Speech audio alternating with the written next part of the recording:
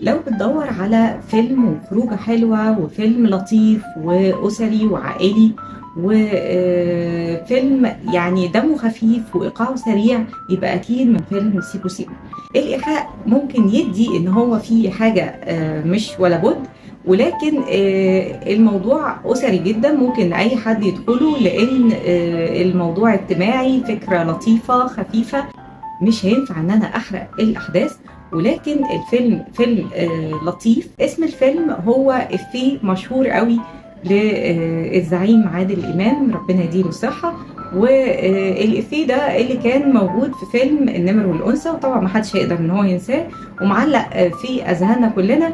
وتقريبا هو نفس الثيم اللي كان متاخد في الفيلم، هو على نفس العمليه اللي قاموا عملوا بيها الابلكيشن الشباب اللي هو عصام عمر وطه الدسوقي. من اول مشهد قدر ان هو يقعد المشاهد من اول لحظه في الفيلم، والفيلم قدر ان هو يضحك الناس، يعني الناس بتضحك وفرحانه ومبسوطه. ومن اول مشهد وهو عارف يمسك المشاهد ويثبت فيه لغايه اخر مشهد. فيلم ايقاعه سريع جدا، ما فيهوش اي رتابه ولا ملل.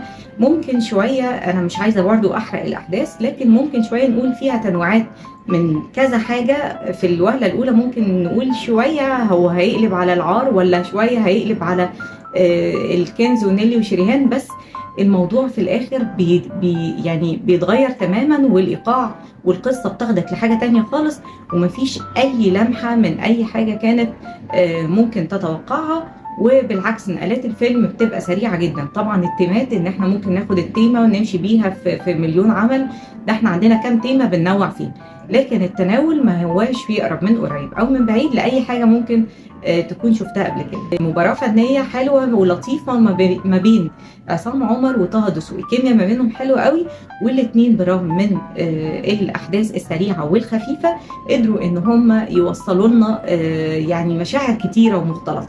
يعني بمعنى اصح مش بياخدوا الشخصيه كشخصيه سطحيه، لا، في نقلات نفسيه وانسانيه ولفتات جميله قوي حصلت ما بين الاثنين، سواء في علاقتهم مع بعض او حتى الصراع النفسي ما بين كل واحد، ما بين الحلال والحرام واستسهال طريقة الربح السريع والغنى والقفز بسرعة علشان خاطر يعني يجاروا ويواكبوا ظروف الحياة.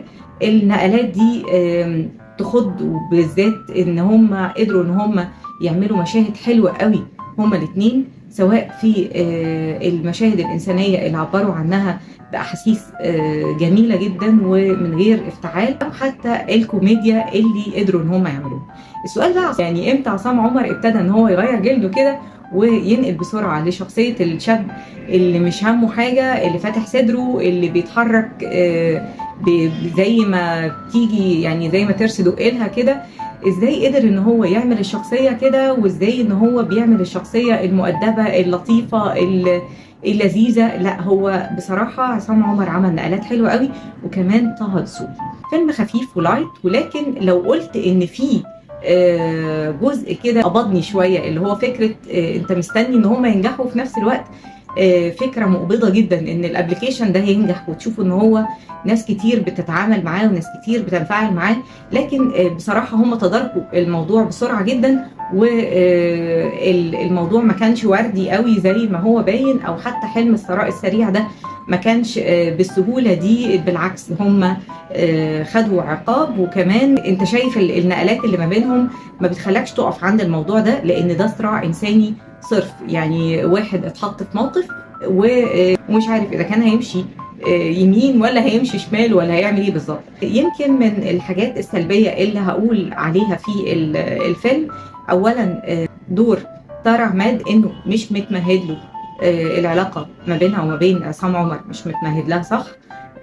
يمكن ما حدش هيقف عندها قوي، لان زي ما قلت الاحداث في الفيلم سريعة ولطيفة وخفيفة، كوميديا حلوة من غير استظراف. كمان هقول انه من ناحية التسكين انا كنت شايفة ان الفنان خالد الصاوي مساحته كانت اكتر في دور اللواء. وهقول ان باسم سمرة صحيح تبقى كلاشيه قوي، لكن كل واحد ياخد مكان التاني. ولكن هقف عند جزئيه هي الزعيم عادل امام. اقدر اقول ان عصام عمر وطه دسوقي امتداد لمدرسه عادل امام في التمثيل.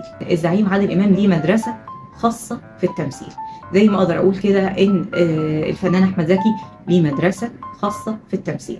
الزعيم عادل امام جمع ما بين الاكشن، جمع ما بين التراجيدي، جمع ما بين الكوميدي، وفي لقطه واحده ممكن ان هو يعمل التردد ما بين ان انا همشي واتكلم جد وهرجع تاني ادي اللي قدامي بصه واضحك واقول افيه.